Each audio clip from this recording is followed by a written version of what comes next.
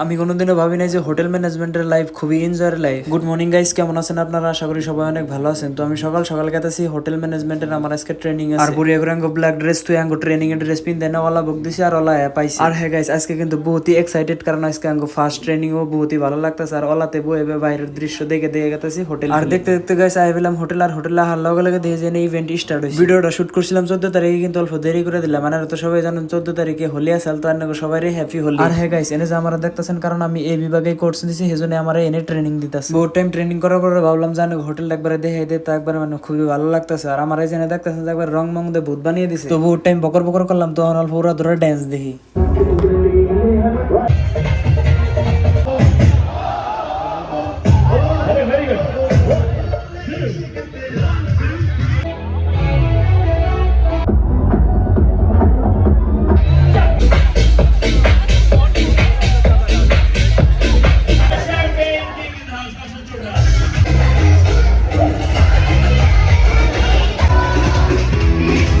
আর হ্যাঁ গাইস, আমার mini blog দেখে যদি ভালো লাগে বা অন্য কোনো একটু জায়গায় থাকে, তো আমার পেজটা একটু ফলো করে রাখেন।